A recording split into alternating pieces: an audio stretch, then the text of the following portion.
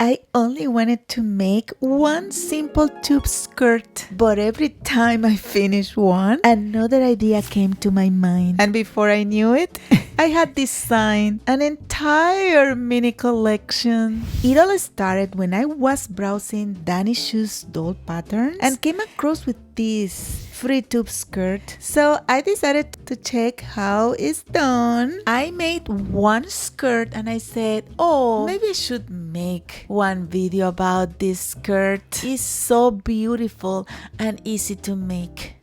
I'm gonna tell you the truth. At this point, I had absolutely no idea that this little pattern was about to take over my sewing room. I'm gonna print the pattern, and the first thing that I always like to do is to make sure that the scale is correct. I'm measuring the 10 centimeters and it's all good, so I'm good to go. So I'm gonna cut the pattern and I'm gonna tape. Pretty much you have to put all the patterns together or the pieces together using tape rather than cutting into a new fabric. I found this t-shirt that has a stain that made it difficult to wear, let's say, but I feel like it still is perfect for sewing.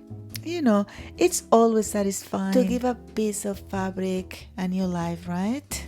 So I'm making sure that the grain of the fabric align as the pattern says, and I'm cutting my pattern. I almost was forgetting to cut all the notches on the pattern. This is so important because the notches have so much information. So I'm gonna transfer all the notches using a heat erase pen. You know, the notches may seem like tiny marks, not so important, but they make the construction much easier, way easier. I'm gonna sew my skirt on my sewing machine, and this one, because it's knit material, I'm not going to serge, but the pattern asks for serging.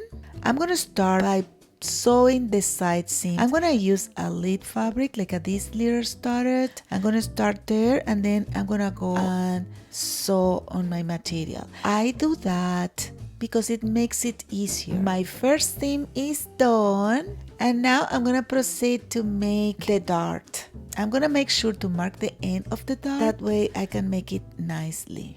Usually when I make a dart, I don't make it straight. I kind of curve it a little bit so it follows better the body shape. And remember, that is always a very good idea to give everything a good press. Now is the time to make the hem. You can serge and fold, but I'm just folding and making the hem. No serger today. Now I'm gonna see all my marks because I'm gonna wrap the skirt. For that, I'm gonna match all the notches around the waist, and that way I'm gonna transform the flat pieces into the skirt signature shape, the tube. It reminds me a kind of tulip shape too. I'm sewing the two pairs of the front pieces together at the waist part, and now it's all shape, all tube skirt. Now I'm gonna sew the facing. We get to the one step that I think confuses people the most. Let me show you. You see, this is the center front of your facing and this is the center back. So I'm gonna join my two center backs with one seam. And I have to say now that maybe I'm making it a little different of how it conceived, but trust the process, it will be okay. Now we are gonna place the facing and the skirt with the right sides together. Then simply match the center back of the facing to the center back of the skirt and the center front to the center front. And finally align all the remaining notches and sew all around. You see, normally, this is where I will add an understitch to keep the facing from rolling out. Instead, I'm going to secure the facing in place. And because I don't want this area to become bulky, I'm going to reduce a little bit the excess of seam allowance. Now I'm gonna pin the facing down, starting from the back part. And for the front, there is a little trick. Notice how this part of the skirt overlap, right? So what I'm gonna do, I'm going to lift that section slightly because I need to sew the facing only to the inside layer of the skirt. I'm gonna pin it carefully first so everything stay in position while I stitch. This part can look a little bit confusing, but once you understand how the layers are positioned, it becomes very simple. I'm going to stitch all around the waistband, stopping approximately at the dart at the opposite side. And now we have our skirt with the facing attached. As you can see, you can iron it a little bit. The nice thing is that you don't see any top stitch on the front of the skirt because the stitching is hidden underneath the overlapping layer. Now let's move to the elastic. As you can see, according to the pattern instruction, this skirt uses a 3mm wide elastic with a length of 18.5 centimeters. Unfortunately, I don't have elastic that narrow, but I think this 1/4 inch elastic will do. So what I'm gonna do is to measure and mark these 18.5 centimeters on the elastic, but I'm also going to leave about 1.5 inches extra on each side. And I know what you might be thinking at this point. How is she going to insert the elastic? Well, let me show you. I'm gonna go to the facing and carefully open the center seam that I stitched earlier. You see, just one stitch, that's it. That small opening is enough to pass your elastic through, and it won't affect the construction of the skirt at all. So I'm inserting the elastic through this little opening and pull it all the way until both marks point are aligned. So as you can see now, the two marks meet, and I'm gonna stitch them together, and that's it. Cut the excess of elastic. I'm just stitching a little bit more just in case, just to be sure, and then I'm gonna pull that elastic in again, and my skirt is ready. And here you go. This is the first version. It's the second one I did because I did one first to try, and I promise you I'm going to style this outfit properly on another video. It's just that while I was looking at this skirt, I couldn't stop thinking about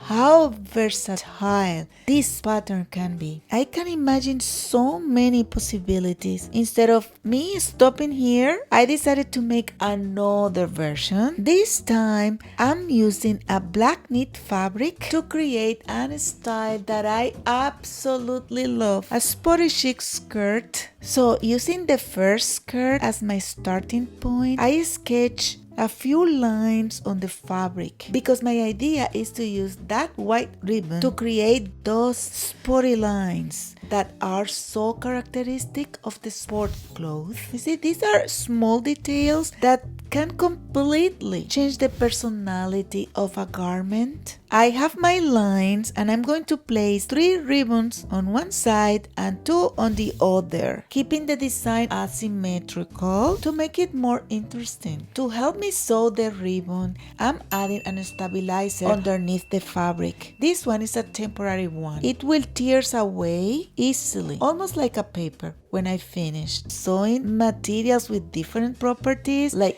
ribbon and knit together can be a little challenging. But this is part of the creative process. Let's cross our fingers. And here it is. I think these ribbons turned out beautifully. Don't you think? Black and white combination is classic. It almost never fails. Now I'm gonna finish the skirt. I finished the skirt in the same way I did the other one, but this time, instead of using facing, I'm going to create a waistband using rib knit. First, I'm going to measure my doll waist, making sure that I'm gonna pull it, of course. And I'm gonna close the edges, and I'm gonna sew the waistband to one side first, fold it over, and then finishing by stitching in the ditch. And look at that. Isn't this skirt beautiful? So I keep looking and thinking and see how beautiful these skirts are. And then I started thinking, what if I transform that pattern into something a little bit more formal? Something that could even work as an office skirt? The challenge here is that the pattern is originally designed using knit fabric. If I use a woven fabric instead, it won't have the stretch that I need to go over the hips. But then I kept thinking and I thought that this problem has a solution. Instead of closing that skirt, I can transform it into a wrap skirt. And because I already changing a little bit the design, I decided to play a little more, and I'm going to raise the rise of the skirt and turn it from low rise style into a high rise silhouette, just for fun. And to do that, I just simply extended the pattern upward. I also made the opening a little bit more close because after all, we are imagining this as an office skirt. Let's see what happens. Now that I've changed the skirt into a high rise, I need to create a different facing to match the new waistline. And there's something important that I noticed about this pattern. It's a really well designed pattern. The facing is slightly less curved than the actual waist silhouette on the pattern, and that small difference creates a little bit of controlled tension, which helps the wrap shape, the draping, and the overall tube effect of the skirt become more interesting. So I'm gonna try to keep that.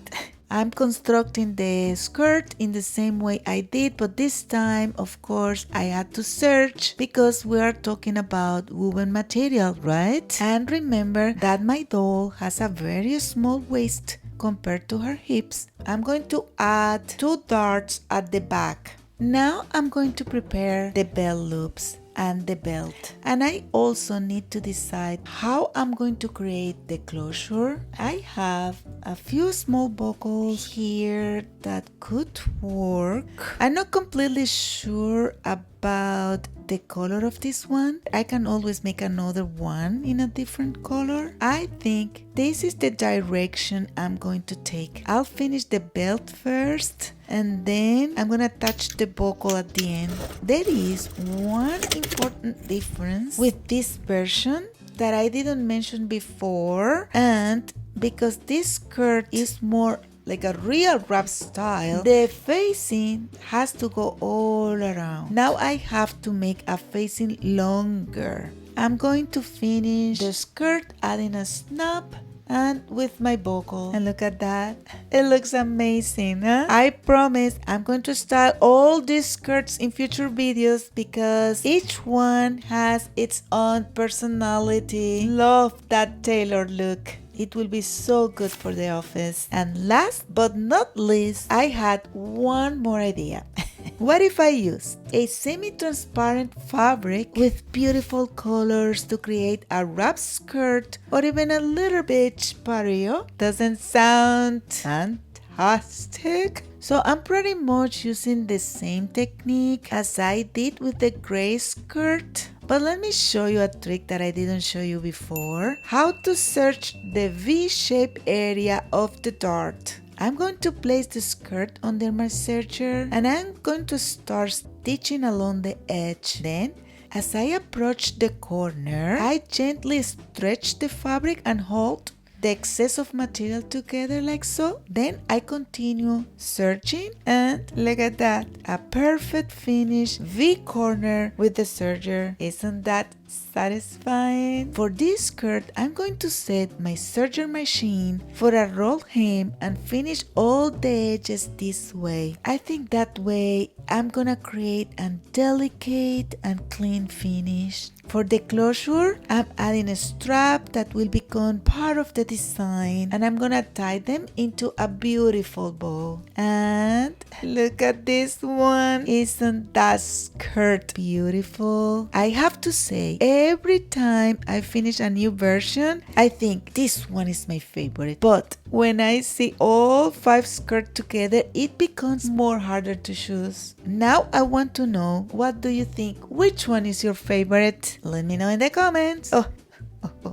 And before I move on, I have to show you one more thing. I was so obsessed with this pattern that I made another skirt for my Xianxian doll too. Same idea, different doll, and another little variation. And this is really the beauty of the design. A designer's job is not only to create a garment, but to see possibilities. If you enjoyed this video, found it useful, or simply had fun watching, don't forget to give it a like, share your thought, and subscribe for more sewing and dolls fashion project. Bye!